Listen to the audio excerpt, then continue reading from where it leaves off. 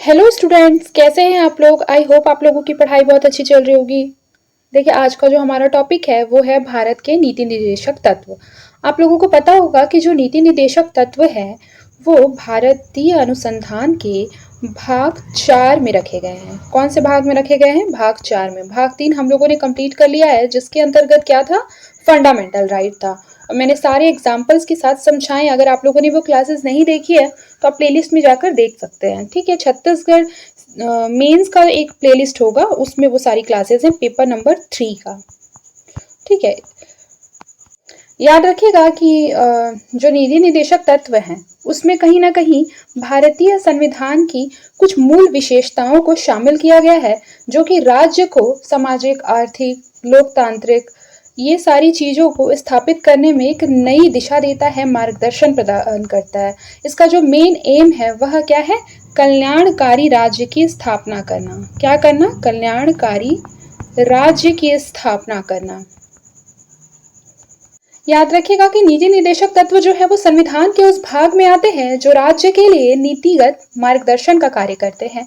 ये न्यायपालिका द्वारा परिवर्तनीय नहीं है, अर्थात कोई भी नागरिक इसका जो उल्लंघन है वह नहीं कर सकता।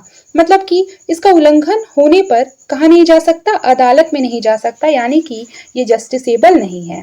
यानी कि कोई भी नागरिक इसका उल्लंघन होने पर अदालत में नहीं जा सकता है। फिर भी ये तत्व जो है वो राज्य की नीतियों के निर्माण एवं उसके कार्यान्वयन में अत्यंत महत्वपूर्ण भूमिका निभाते हैं। इसका जो मेन एम है नीति निर्देशक तत्व का, कुछ तो एम होगा इसका। क्या एम है इसका बताइए? सामाजिक, आर्थिक एवं राजनीतिक न्याय को प्रोत्साहन देना एवं समाज के सभी वर्गों के लिए समान अवसर सुनिश्चित करना, समाजवाद, धर्मनिरपेक्षता और मानव गरिमा की रक्षा करना जो है वो इसका प्रमुख उद्देश्य है। देखिए, मुख्य नीति निर्देशक तत्व एवं डीपीएसपी के कैसे कैसे प्रकार हैं और कौन कौन से आर्टिकल जो है वो हम आगे जानेंगे। आगे देखिए, यहाँ पर लिखा हुआ उत्पत्ति, प्रकृति, महत्व, वर्तमान, प्रासंगिकता क्या है डीपीएसपी की, और मूल अधिकार निर्देशक तत्व में कुछ ना कुछ क्या है? संबंध है। क्या संबंध है आगे हम जानेंगे। देखिए, जो इसकी उत्पत्ति है वो कहीं ना कहीं गांधीवादी सिद्धांत से भी हुई मानी जाती है, क्योंकि आप लोगों को पता होगा कि गांधीवादी सिद्धांतों पर आधारित तत्व भी नीति निर्देशक तत्व में शामिल किए गए हैं, जिसमें कि सबसे प्रमुख है पंचायतों की स्थापना, जो कि आर्टिकल नंबर 40 में है। फिर उसके बाद है ग्रामोद्योग को प्रोत्साहित करना, वो आर्टिकल नंबर 43 में है। ये दोनों ही क्या है? गांधीवादी सिद्धांत पर आधारित है। इसके अतिरिक्त यदि देखें तो नशा एवं मादक द्रव्यों के सेवन को प्रतिबंधित करना, ये आर्टिकल नंबर 47 में है। ये तीनों ही आर्टिकल जो है वो गांधीवादी सिद्धांत पर आधारित है। प्रीलिम्स में इस तरीके के बहुत इंपॉर्टेंट क्वेश्चन आते हैं कि निम्नलिखित में से कौन से जो है वो गांधीवादी सिद्धांतों पर आधारित है, और ऐसे 3 एग्जाम्पल आपको दे दिए जाएंगे और आपको पूछा जाएगा कि कौन सा इसमें से गांधीवादी सिद्धांत है। तो अगर आपको अच्छे से पता होगा तभी आप करेक्ट आंसर टिक कर सकते हैं, वरना आप कंफ्यूज हो जाएंगे, और कंफ्यूजन से हमारा क्वेश्चन जो है वो 90% चांसेस होते हैं कि वो रॉन्ग ही होगा। देखिए, फिर उसके पश्चात क्या लिखा है उत्पत्ति में? उदारवादी, यानी कि जो नीति निर्देशक तत्व है उसमें उदारवादी सिद्धांत भी प्रमुख है। जैसे देख लीजिए कि कहीं ना कहीं जो व्यक्ति की स्वतंत्रता, समानता एवं कानून के शासन जैसे लोकतांत्रिक उदारवादी मूल्यों को बढ़ावा देते हैं। डीपीएसपी क्या करती है? व्यक्ति की स्वतंत्रता, समानता, कानून के शासन जैसे लोकतांत्रिक एवं उदारवादी मूल्यों को बढ़ावा देती है। याद रखिएगा कि ये जो सिद्धांत है वो मुख्य रूप से पश्चिमी उदारवाद से प्रेरित है और संविधान में नागरिक के मौलिक अधिकारों के पूरक के रूप में कार्य करते हैं। देखिए, उदारवादी से संबंधित अगर मैं आर्टिकल की बात करूं तो आर्टिकल नंबर जो 38 है, जिसमें कि क्या बोला गया है कि राज्य समाज के सभी वर्गों के लिए न्याय, सामाजिक, आर्थिक और राजनीतिक न्याय को सुनिश्चित करेगा। कौन? राज्य करेगा। तो यह कहीं ना कहीं उदारवादी सिद्धांत है। इसके अतिरिक्त यदि बात करें तो न्यायिक प्रक्रिया का पालन, जैसे कि आप लोगों ने पढ़ा होगा आर्टिकल नंबर 39A, बहुत इंपॉर्टेंट है। इसके तहत ये बोला गया है कि राज्य जो है वो सभी को न्याय एवं आर्थिक रूप से कमजोर वर्गों के लिए मुफ्त कानूनी सहायता सुनिश्चित करेगा। यह भी उदारवादी सिद्धांत के अंतर्गत आता है। इसके अतिरिक्त आर्टिकल नंबर 51 में ये चीज बोला गया है कि भारत अंतर्राष्ट्रीय विवादों को समाधान के लिए मध्यस्थता, सम्मानजनक व्यवहार एवं शांति सिद्धांत को अपनाएगा। यह क्या है? उदारवादी सिद्धांत है। फिर यहाँ पर देखिए लिखा होगा 1935 का भारत शासन अधिनियम। देखिए, 1935 का भारत शासन अधिनियम देखिए, सबसे पहली बात तो भारत के नीति निर्देशक तत्वों का जो भारत शासन अधिनियम 1935 है, उससे कोई सीधा संबंध नहीं है। लेकिन भारतीय शासन अधिनियम 1935 जो है, उसकी कुछ प्रेरणा एवं आधारभूत विचार को इस अधिनियम के लिए कहीं न कहीं शामिल किया गया है, डीपीएसपी के लिए शामिल किया गया है। जैसे मान लीजिए कि कहीं न कहीं जो संविधान में हमारा जो ढाँचा है, जैसे केंद्र राज्य संबंध हो गया, या फिर मान लीजिए कि जो संघीय ढाँचा है नीति निर्देशक तत्वों का, वह सारी चीज़ें जो है वो 1935 के अधिनियम से ही लिए गए हैं। आगे देखिए यहाँ पर क्या लिखा हुआ है कि समाजवादी हमारा छूट गया तो याद रखिएगा कि भारतीय नीति निर्देशक तत्वों में समाजवादी मूल्य वे तत्व होते हैं जो कि समानता, सामाजिक एवं आर्थिक न्याय, संसाधनों का समान वितरण, या मान लीजिए सभी के लिए बुनियादी सुविधाओं की उपलब्धता की सुनिश्चितता पर बल देता है, और कहीं ना कहीं कल्याणकारी राज्य की स्थापना का जो है इसमें बात किया गया है। जैसे देख लीजिए, अगर सामाजिक न्याय की बात करें तो इसके लिए आर्टिकल नंबर 38 भी जो है वो आप पढ़ सकते हैं। जैसे उसमें बोला गया ना कि सभी को जो है वो सामाजिक, आर्थिक और राजनीतिक न्याय उपलब्ध हो, तो कहीं ना कहीं आर्टिकल नंबर 38 में सामाजिक न्याय की बात कही गई है, तो यह समाजवादी सिद्धांत के अनुरूप है। समाजवादी अगर सिद्धांत की बात करें तो जो गरीबी उन्मूलन योजनाएं हैं, जैसे मनरेगा हो गया, ये समाजवादी सिद्धांत है। जैसे मान लीजिए कि सामाजिक सुरक्षा योजनाएं हैं, जैसे कि मान लीजिए आयुष्मान भारत योजना, यह क्या है, समाजवादी सिद्धांत के अनुरूप है। और यदि समाजवादी सिद्धांत के बारे में बात करें तो आर्टिकल नंबर 42 इसमें एक इम्पॉर्टेंट हो सकता है। जैसे उसमें लिखा है कि श्रमिकों के लिए न्याय संगत और मानवीय कार्य स्थितियाँ, तो कहीं ना कहीं ये समाजवादी सिद्धांतों के अनुरूप है, क्योंकि इसमें फैक्ट्री एक्ट भी बहुत सारे यूज होते हैं। मान लीजिए मातृत्व लाभ अधिनियम भी इसका एक एग्जाम्पल हो सकता है। इस तरीके से आप समाजवादी सिद्धांत को समझ सकते हैं। और एक इम्पॉर्टेंट बात की याद रखिएगा कि जो डीपीएसपी है वो भारतीय संविधान में आयरलैंड से लिया गया है। याद रखिएगा, कहाँ से लिया गया, आयरलैंड से। अब देखिए डीपीएसपी की जो प्रकृति है वो क्या है, इसके बारे में थोड़ा जान लेते हैं। देखिए यहाँ पर लिखा है कि मूल अधिकार के उल्लंघन के विरुद्ध न्यायालय में प्रवेश किया जा सकता है, परंतु निदेशक तत्वों को क्रियान्वित करने के लिए न्यायालय का सहारा नहीं लिया जा सकता। ऐसा बोला गया है आर्टिकल नंबर 37 में। आर्टिकल नंबर 37 में कहा गया है कि जो डीपीएसपी है, ठीक है, उसमें निहित सिद्धांतों को राज्य के लिए फंडामेंटल तो माना जाएगा, परंतु शासन में लागू किए जाने योग्य होने के बावजूद भी उन्हें किसी न्यायालय के द्वारा प्रवर्तनीय नहीं माना जाएगा, यानी उसके लिए आप न्यायालय का सहारा नहीं ले सकते हैं। देखिए लिखा है कि बल्कि इसे लागू करना राज्य का कर्तव्य है। किसकी ड्यूटी है, यह राज्य की ड्यूटी है।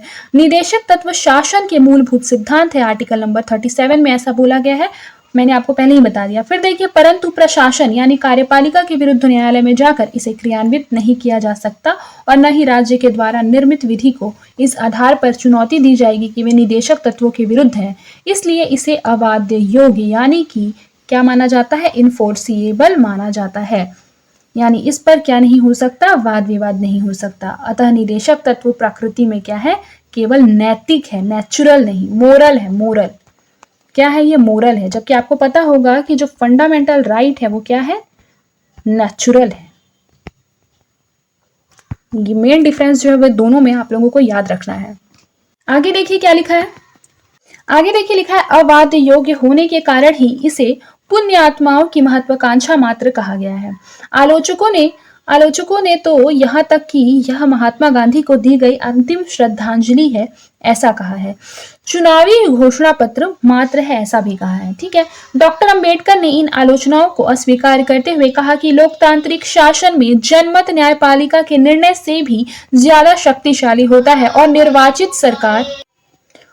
जो निर्वाचित सरकार है उसको सदैव इस बात का भय होता है कि जनमत उसके विरुद्ध न हो, और स्वतंत्रता के 70 वर्षों में निदेशक तत्वों का प्रभावी क्रियान्वयन जो है वो किया गया है, जिससे यह सिद्ध है कि डीपीएसपी का जो इम्पोर्टेंस है वो शासन के लिए मूलभूत है। देखिए बेसिकली जो इसके फेजेस थे डीपीएसपी के, जैसे नेहरू के टाइम पे नेहरू ने भूमि सुधार आंदोलन जो है वो शुरू किया था। फिर उसके पश्चात जमींदारी सुधार कार्यक्रम भी शुरू किया था। इंदिरा गांधी के टाइम पे समाजवादी सिद्धांतों में बहुत महत्वपूर्ण परिवर्तन हुए, जो कि 42वें संविधान संशोधन से परिवर्तित किए गए। आप लोगों ने देखा होगा कि जो 42nd अमेंडमेंट एक्ट है उसके मदद से क्या हुआ, आर्टिकल नंबर 39 में कुछ महत्वपूर्ण संशोधन किया गया, जिसको कि हम अभी विस्तार से जानेंगे। देखिए सबसे पहले आर्टिकल नंबर जो 39 है उसमें 39 सी जो है वो जोड़ा गया था 42nd अमेंडमेंट एक्ट से, जिसमें ये बोला गया आर्टिकल नंबर 39 सी में कि राज्य जो है वो ऐसे कानून बना सकता है जो कि आर्थिक व्यवस्था में समानता सुनिश्चित करे, और यदि ऐसे कानून जो है वो मौलिक अधिकारों यानी कि मुख्य रूप से आर्टिकल नंबर 14 जो कि समानता का अधिकार है और आर्टिकल नंबर 19 इसका उल्लंघन करते हो तो भी उन्हें अमान्य नहीं माना जाएगा। ऐसा बोला गया था 39B में। फिर उसके पश्चात इसमें जोड़ा गया था, सॉरी ये 39B का है जो मैंने अभी बताया। फिर 39C में क्या जोड़ा गया, 39C में बोला गया कि राज्य जो है वो यह सुनिश्चित करेगा कि धन और उत्पादन के साधनों का जो संकेंद्रण है वो इस रूप में न होने पाए जो कि सामान्य हित के प्रतिकूल हो, और यदि इसके लिए राज्य कोई ऐसा कानून बनाता है तो ऐसे कानूनों को आर्टिकल नंबर 14 और 19 यानी कि समानता का अधिकार और स्वतंत्रता के अधिकार के विरुद्ध नहीं माना जाएगा। यानी जो राज्य है वह जो है समाज में कहीं ना कहीं सभी धन का संकेंद्रण एक और ना हो, यानी कि समाज में समानता का अधिकार जो है वो कायम हो सके। जो भी नीचे दर्जे के जो लोग हैं उनको उनकी स्थिति को सुधारने के लिए राज्य अगर कुछ ऐसे कानून बनाता है तो जो उच्च वर्ग के लोग हैं वो यह नहीं कह सकते कि यह हमारे समानता और स्वतंत्रता के अधिकार के विरुद्ध है। ऐसा नहीं बोला जाएगा, ये चीज डीपीएसपी में साफ लिखा गया है। इसीलिए कई बार ऐसा होता है कि जो डीपीएसपी और फंडामेंटल राइट दोनों में कहीं ना कहीं विवाद बहुत से उत्पन्न हुए हैं। हम बहुत से केसेस ऐसे देखेंगे भी कि दोनों में से किसको वरीयता दी जाए, इस तरीके का केस जो है वो हमारे सामने आते रहता है। तो यहाँ पर ये समझ सकते हैं कि 1976 में आपातकाल के टाइम पे आपका जो है वो 42nd अमेंडमेंट एक्ट आया था, और जिसका मुख्य उद्देश्य था समाजवाद को संविधान में मजबूत करना, उसकी स्थिति को सुदृढ़ करना और नीति निर्देशक तत्वों को कहीं ना कहीं इंपॉर्टेंस देना या फिर बोल सकते हैं प्राथमिकता देना। किस पर इसका प्रभाव जो है वो सबसे ज्यादा पड़ा, तो आर्टिकल नंबर जो 14 है समानता का अधिकार और आर्टिकल नंबर 19 जिसमें कि स्वतंत्रता का अधिकार है, उसकी व्याख्या करने के लिए जो संविधान का जो संशोधन 42nd है वो बहुत ज्यादा इंपॉर्टेंट हो जाता है। देखिए अगर लाभ की बात की जाए कि 42nd अमेंडमेंट एक्ट आने के पश्चात क्या क्या जो है वो लाभ हुए, तो याद रखिएगा राज्य को समाजवादी कानून बनाने की शक्ति मिल गई। भले ही वे कुछ मौलिक अधिकारों से टकराएंगे, कुछ मौलिक अधिकारों को हो सकते हैं कम करेंगे, लेकिन राज्य को समाजवादी कानून बनाना है ताकि समाज में क्या हो सके, समानता स्थापित हो सके। देखिए मान लीजिए कि राज्य जो है वो कुछ ऐसा कानून बनाती है जो कि कुछ बड़ी कंपनियों की संपत्ति का क्या कर लेती है, अधिग्रहण कर लेती है, या उत्पादन के संसाधनों का पुनर्वितरण करती है। तो अगर कोई व्यक्ति यह कहे कि यह कानून मेरे मौलिक अधिकारों का यानी कि संपत्ति और व्यापार की स्वतंत्रता का उल्लंघन कर रहा है, तो सरकार क्या कहेगी, सरकार कहेगी कि ये जो है जो हमारा यह कानून है वो आर्टिकल नंबर 39C के समाजवादी उद्देश्य को पूरा करता है, इसीलिए यह वैध है। यानी कि जिसका उन्होंने क्या किया है, सरकार ने जिस बड़ी कंपनी के संपत्ति का अधिग्रहण किया है वह कंपनी जो है वो इस आधार पर जो है वो न्यायालय में नहीं जा सकती कि यह उसकी स्वतंत्रता और समानता के अधिकार के खिलाफ है। आई होप कि आपको एग्जाम्पल भी समझ में आया होगा। तो इस तरीके से हम ये कह सकते हैं कि जो 42nd अमेंडमेंट एक्ट था उसके माध्यम से अनुच्छेद 39C को विशेष संरक्षण प्रदान किया गया है ताकि जो राज्य है वो सामाजिक आर्थिक न्याय को प्राथमिकता देते हुए कुछ महत्वपूर्ण कानून बना सके, भले ही क्या हो वह कुछ मौलिक अधिकारों को कम करते हो। इससे क्या होगा, कल्याणकारी राज्य की स्थापना हो सकेगी। आई होप कि आपको डीपीएसपी का जो सिद्धांत है वो मेनली समझ में आया होगा। आगे देखिए यहाँ लिखा है, नेहरू के द्वारा निदेशक तत्वों को क्रियान्वित करने का गंभीर प्रयास किया गया और 9वीं अनुसूची के माध्यम से भूमि सुधार अधिनियमों को संरक्षित किया गया। लिखा है, इंदिरा गांधी ने समाजवाद के नाम पर 42वें संविधान संशोधन के द्वारा नए निदेशक तत्वों को जोड़ा गया और इसमें जिसमें कि जो आर्टिकल नंबर 39A है और जिसमें कि समान निशुल्क वैधानिक सहायता का जो है वो अधिकार प्रदान किया गया है। आपको पता है ना 39A मैंने अभी ऊपर भी पढ़ाया था, उसमें क्या बोला गया है कि सभी लोगों को निशुल्क वैधानिक सहायता दिया जाएगा, कानूनी सहायता दिया जाएगा। और आर्टिकल नंबर 39B क्या है कि कर्मकारों का प्रबंधन में भागीदारी का अधिकार होगा। आर्टिकल नंबर 39C में है कि पर्यावरण एवं वन्य जीवों की रक्षा, सॉरी इसकी जो व्याख्या है वो इसमें नहीं है, जैसे कर्मकारों का प्रबंधन भागीदारी का अधिकार ये 43A में है और पर्यावरण वन्य जीवों की रक्षा ये 48A में है। ठीक है, ये नहीं है। फिर देखिए निष्कर्ष। तो वर्तमान में शिक्षा के अधिकार प्रधानमंत्री आवास योजना, मनरेगा और फसल बीमा योजना के माध्यम से निदेशक तत्वों को अत्यधिक महत्व दिया गया है, जो शासन के लिए आज भी क्या है, एक आदर्श और निर्देश है। अब आप डीपीएसपी का जो महत्व है वो आराम से लिख सकते हैं, जैसे कि कल्याणकारी राज्य की स्थापना करना। देखिए निदेशक तत्वों के भाग में यह उल्लेखित है कि राज्य के द्वारा लोगों का कल्याण किया जाएगा और राज्य एक ऐसी सामाजिक व्यवस्था का निर्माण करेगा जिसमें कि सामाजिक, राजनीतिक एवं आर्थिक न्याय उपलब्ध होगा। ऐसा आर्टिकल नंबर 38 में बोला गया और ये मैंने आर्टिकल नंबर 38 को आपको विस्तार से पहले ही समझाया है। फिर देखिए राज्य के द्वारा व्यक्तियों और समूहों के बीच आय अवसर एवं आर्थिक विषमताओं को न्यूनतम किया जाएगा, यानी राज्य में कहीं ना कहीं व्यक्ति और समूहों के बीच समानता लाने के लिए कुछ महत्वपूर्ण कानून जो है वो राज्य बना सकता है। फिर देखिए निदेशक तत्व राज्य को प्रदान किए गए थे वे निर्देश है जो कि भारतीय संविधान में समाजवाद के बीज है, सामाजिक आर्थिक लोकतंत्र की स्थापना करते हैं, ऐसा डॉक्टर अंबेडकर का कथन था। उसके पश्चात देखिए स्वतंत्र भारत में इन आदर्शों की प्राप्ति के लिए मिश्रित अर्थव्यवस्था अथवा सार्वजनिक उद्यमों की प्राथमिकता के सिद्धांत को जो है वो अपनाया गया है। आलोचना देखिए क्या है, 1991 में भारत की आर्थिक विकास की रणनीति में एक आमूलकारी परिवर्तन हुआ, जिसके अंतर्गत उदारीकरण, निजीकरण की आर्थिक प्रणाली जो है वो एक अपनाई गई थी। आलोचकों ने इसे समाजवादी आदर्शों के विरुद्ध माना और यह पूंजीवाद और बाजारवाद को क्या करता है, बढ़ावा देता है, जिससे कि संपत्ति का केंद्रीकरण होगा और शिक्षा, स्वास्थ्य के निजीकरण से आम व्यक्तियों को मूलभूत सुविधाएं जो है वो उपलब्ध नहीं होगी। यानी यहाँ पर बोल रहा है जो एलपीजी सुधार आया था, आप लोगों को पता होगा जो एलपीजी सुधार आया था 1991 टाइम, ठीक है। तो इस टाइम पे क्या हुआ ना कि जो कहीं ना कहीं प्राइवेटाइजेशन है उसको बढ़ावा दिया गया। तो मान लीजिए कि अगर समाज में जो है वो प्राइवेट स्कूल्स ही बहुत ज़्यादा होंगे या प्राइवेट मान लीजिए हॉस्पिटल्स होंगे, तो इससे कहीं ना कहीं क्या होगा कि पूंजीवाद का केंद्रीकरण होगा, संपत्ति का केंद्रीकरण होगा। कैसे, जैसे देख लीजिए आप अगर देखें तो समाज में जो कहीं ना कहीं गरीब वर्ग के लोग हैं, क्या वो अफोर्ड कर पाएंगे कि उनका जो इलाज है वो प्राइवेट हॉस्पिटल्स में हो जाए? नहीं कर पाएंगे। तो इससे कहीं ना कहीं क्या होगी, आम व्यक्तियों को मूलभूत सुविधाएं उपलब्ध नहीं होगी। लेकिन एलपीजी होने से अब कहीं ना कहीं जो प्राइवेट सेक्टर है, जो निजी क्षेत्र है, उसमें आप लोगों ने देखा होगा कि जो है काफी आसान कानून के माध्यम से वे लोग अपना जो है वो बिजनेस बढ़ा सकते हैं। सरकार ने उन पर बहुत से जो मतलब कठोर कानून थे उसको क्या कर दिया, अब आसान कर दिया है। तो यही जो है निष्कर्ष में या आलोचना में यहाँ पर बताया जा रहा है। आई होप कि आप लोगों को समझ में आया होगा। अब देखिए जो आलोचना हुई है उसका जो जवाब है वो देना भी बहुत इंपॉर्टेंट हो जाता है। आइए निष्कर्ष की ओर चलते हैं।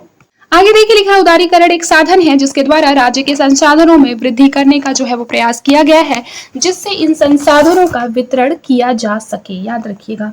फिर देखिए राज्य ने वाणिज्यिक गतिविधियों से स्वयं को अलग किया है जिससे कल्याणकारी आदर्शों को प्राप्त किया जा सके। मनरेगा, शिक्षा का अधिकार जैसी सामाजिक महत्वाकांक्षी योजनाएं उदारीकरण के युग में ही क्या होती है, संचालित की जा रही है। आगे देखिए राज्य के नीति निर्देशक तत्व के सिद्धांत। तो राज्य के नीति निर्देशक तत्व के सिद्धांत जो है वो बहुत इंपॉर्टेंट है, जिसमें है कि प्रत्येक व्यक्ति को आजीविका का अधिकार जो है वो प्रदान किया जाएगा। सार्वजनिक संसाधनों पर समुदाय का नियंत्रण होना चाहिए। समुदाय के स्वामित्व के अलावा इसका सामाजिक भलाई के लिए प्रयोग होगा। अर्थव्यवस्था का संचालन इस प्रकार से होगा जिससे कि संपत्ति का जो केंद्रीकरण है वो ना हो पाए, ऐसा बोला गया है आर्टिकल नंबर 39 बी और सी में। उसके अलावा डीपीएसपी में इस बात को जो है उल्लेख किया गया है कि सामाजिक कार्य के लिए समान वेतन दिया जाएगा। समान कार्य के लिए समान वेतन दिया जाएगा, यानी दो व्यक्ति हैं और दोनों क्या कर रहे हैं, किसी एक ही कार्य को कर रहे हैं, चाहे वो महिला हो पुरुष हो, ठीक है। उसके लिए क्या होगा, उन लोगों को सेम ही जो है वो सैलरी प्रदान की जाएगी।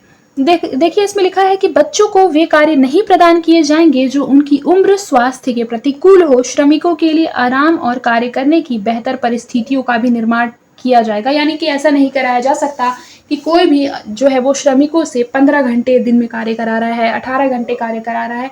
यह कहीं ना कहीं क्या है, कानूनी रूप से अपराध है। फिर देखिए सामाजिक आर्थिक अधिकार क्या क्या दिए गए हैं। तो निदेशक तत्वों में समाजवाद का जो प्रभाव है वो स्पष्ट रूप से दिखाई देता है। मैंने पहले भी एग्जांपल से बताया था कि समाजवाद का जो प्रभाव है किस किस आर्टिकल में दिखाई देता है। आगे देखिए लिखा है क्योंकि व्यक्ति को काम का जो है वो अधिकार दिया गया है, आजीविका का अधिकार दिया गया है। स्वास्थ्य का भी अधिकार प्रदान किया गया है। गरीबी, बीमारी, बुढ़ापे एवं अन्य वंचित अवस्थाओं में राज्य से सहायता प्राप्त करने का अधिकार दिया गया है आर्टिकल नंबर 41 में। फिर लिखा है महिलाओं को मातृत्व सुविधा का अधिकार दिया गया है तथा श्रमिकों की भलाई के अनेक प्रावधान निदेशक तत्व में विद्यमान है। आप लोगों ने देखा होगा मातृत्व सुविधा का अधिकार यानी कि उचित रूप से या फिर कहीं ना कहीं सुचारू रूप से प्रसूति का जो है अधिकार वह दिया गया। आप लोगों ने देखा होगा कि जो आपके आसपास जो है वो गवर्नमेंट हॉस्पिटल्स होते हैं, वहाँ पे आप लोगों ने देखा होगा कि अगर प्रसूति का जो है वो फ्री में सुविधा उपलब्ध कराया जाता है और प्रसूति अगर मान लीजिए सही से हो जाता है तो कुछ एक राशि जैसे 5,000 3,000 इस तरीके से दिया जाता है माता की सेवा के लिए। फिर देखिए राज्य के द्वारा इस सामाजिक आर्थिक सुविधाओं को प्रदान करने में आर्थिक खर्च के वहन की आवश्यकता होती है, इसीलिए इसे अवाद योग्य श्रेणी में रखा गया है। अवाद योग्य यानी इसके लिए वाद विवाद उत्पन्न नहीं हो सकता, इसके लिए न्यायालय की श्रेणी मतलब न्यायालय की शरण में नहीं जाया जा सकता, क्योंकि कहीं ना कहीं राज्य के पास जो हर साल का बजट होता है उसके अनुसार ही ये सारे कार्य किए जाते हैं। अब देखिए अंतर्राष्ट्रीय शांति ये बोला गया है आर्टिकल नंबर 51 में। देखिए आज की क्लास में मैं थोड़ा जल्दी जल्दी पढ़ा रही हूँ क्योंकि आपका काफ़ी ज़्यादा सिलेबस बचा है। अगर मैं जल्दी जल्दी नहीं पढ़ाऊंगी तो आपका बहुत सारा जो है टॉपिक बच जाएगा, क्योंकि अभी हम लोगों को जनरल साइंस के टॉपिक भी करने हैं जिसमें पूरा केमिस्ट्री, फिजिक्स और जो बायोलॉजी है वो सारी चीज़ें पढ़ाऊंगी। तो जल्दी से पहले पॉलिटी कंप्लीट कर लेते हैं, उसके पश्चात जो छत्तीसगढ़ का भूगोल, इतिहास और छत्तीसगढ़ का जितना भी पोर्शन है वो कंप्लीट करेंगे। उसके बाद हम लोग फिर जनरल साइंस की ओर आएंगे। फिर देखिए यहाँ पर क्या लिखा है अंतर्राष्ट्रीय शांति। राज्य के द्वारा विदेश नीति के संचालन में शांति एवं सुरक्षा को प्रोत्साहित किया जाएगा। देशों के बीच न्यायपूर्ण सम्मान पर आधारित संबंधों का निर्माण होगा। विश्व राजनीति का संचालन अंतर्राष्ट्रीय विधि के द्वारा होगा तथा अंतर्राष्ट्रीय विवादों को आपसी सुलह के द्वारा हल किया जाएगा, ऐसा आर्टिकल नंबर 51 में बोला गया है। स्वतंत्र भारत में गुटनिरपेक्ष विदेश नीति के माध्यम से शांतिपूर्ण सह अस्तित्व की जो नीति है उस पर बल दिया गया है। वर्ष 1998 में भारत के द्वारा परमाणु परीक्षण भी किया गया है। इसके बावजूद भारत विश्व का एकमात्र ऐसा राज्य है जो कि परमाणु हथियारों के संपूर्ण जो है वो खात्मे का समर्थक है। ये सारी चीजें तो आप लोगों ने पढ़ी ही होंगी और ये हम लोग बचपन से पढ़ते आ रहे हैं और इसमें ऐसा समझाने लायक ऐसा कुछ नहीं है, तो ये आपको इजीली समझ में आ रहा होगा। देखिए ये भी मैंने आपको शुरू में ही बता दिया था, गांधीवादी सिद्धांत जो है वो नीति निर्देशक तत्व में शामिल किए गए हैं कि कौन कौन से आर्टिकल में गांधीवादी सिद्धांत है। सबसे पहले तो आर्टिकल नंबर 40 हो जाता है। देखिए इसमें लिखा है कि निर्देशक तत्व में गांधीवादी दर्शन पर आधारित अनेक विषयों का समायोजन जो है वो किया गया है। फिर देखिए उदारवादी का सिद्धांत कौन कौन सा है और समाजवाद का सिद्धांत कौन कौन सा है। उदारवाद में आता है व्यक्ति की प्रधानता, अधिकार या स्वतंत्रता, संवैधानिक शासन, समता और प्रतिस्पर्धा, ये उदारवाद। लेकिन समाजवाद में आएगा समुदाय और समाज की बात होगी, जिसमें आर्थिक समानता भी जो है वो समाजवाद में आएगा। फिर है उत्पादन के साधन पर राज्य का नियंत्रण, ये सारा समाजवाद है। फिर है बंधुता, पोषण एवं स्वास्थ्य का प्रबंध करना, दवाई के अलावा शराब के प्रयोग को प्रतिबंधित किया जाएगा। कृषि का, पशुपालन का आधुनिक विकास किया जाएगा। पशुओं की उन्नत किस्म का निर्माण होगा। इसके अतिरिक्त देखिए गाय, बछड़े, अन्य दुधारू पशुओं के वध को प्रतिबंधित किया जाएगा। गांव को स्थानीय स्वशासन की इकाई के रूप में विकसित किया जाएगा। यह जो है वह क्या है, समाजवादी सिद्धांत है। आगे देखिए निर्देशक तत्वों की वैधानिकता। तो निर्देशक तत्व अवाद्य योग्य है, यानी कि इसके लिए आप नहीं जा सकते न्यायालय की शरण में। ये नैतिक है, मोरल है। क्या है, मोरल है। परंतु संविधान के अन्य प्रावधानों को देखने से यह प्रतीत होता है कि इनके पीछे एक वैधानिक बाध्यता छिपी हुई है, जो किस पर लगती है, राज्य पर लगती है। आर्टिकल नंबर जो है वो 356, ये क्या है, संवैधानिक तंत्र या फिर संघ सरकार के बारे में है। देखिए इसमें लिखा हुआ है आर्टिकल नंबर 365 ना। 365 में क्या है कि संघ के द्वारा निदेशों को राज्य मानने से इनकार या फिर संवैधानिक तंत्र के बारे में इसमें बोला गया है। देखिए यहाँ पर तो ऐसे शॉर्ट में लिखा है, लेकिन मैं इसको आपको विस्तार में बता देती हूँ। जैसे आर्टिकल नंबर जो 356 है, आप लोगों को पता होगा, अगर सारांश में यह बात की जाए तो मान लीजिए कि भारत का जो राष्ट्रपति है यह संतुष्ट हो जाता है कि राज्य में क्या है, संवैधानिक तंत्र अब विफल हो गया है। संवैधानिक तंत्र विफल हो गया है, अब राज्य में क्या है, सुचारू रूप से शासन नहीं चलाया जा सकता, तो वह उस राज्य में राष्ट्रपति शासन जो है वो लागू कर सकता है। तो आर्टिकल नंबर 356 संवैधानिक तंत्र के विफलता के बारे में है। ठीक है, फिर आर्टिकल नंबर 365 क्या है? देखिए, इसमें साफ साफ इसमें लिखा है ना कि संघ के द्वारा निर्देशों को राज्य मानने से इनकार करता है, तब जाके ये आर्टिकल 365 जो है उसमें इस चीज़ की बात की गई है। बेसिकली जो आर्टिकल नंबर 365 है वो भारतीय संविधान का एक ऐसा महत्वपूर्ण प्रावधान है जो कि राज्य और केंद्र सरकार के बीच के संबंध में जो है वो काम आता है। यह विशेष रूप से तब लागू होता है जबकि मान लीजिए कोई राज्य है, उसने क्या कर दिया है, केंद्र सरकार के निर्देशों का पालन करने से मना कर दिया है, तब जो है वो आर्टिकल नंबर 365 ये जो है वो यूज होता है। आगे देखिए, मूल अधिकार एवं निदेशक तत्व के बीच का संबंध।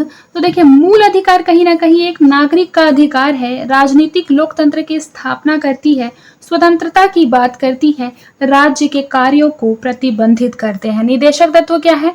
सामाजिक आर्थिक अधिकार है, सामाजिक आर्थिक लोकतंत्रता जो है वो सुनिश्चित करती है। फिर है न्याय की बात करते हैं, राज्य सकारात्मक कल्याणकारी स्वरूप राज्य के कार्य के विस्तार की मांग करते हैं। इसको आप स्क्रीनशॉट भी ले सकते हैं और एज इट इज आप लोग कॉपी में भी नोट डाउन कर सकते हैं।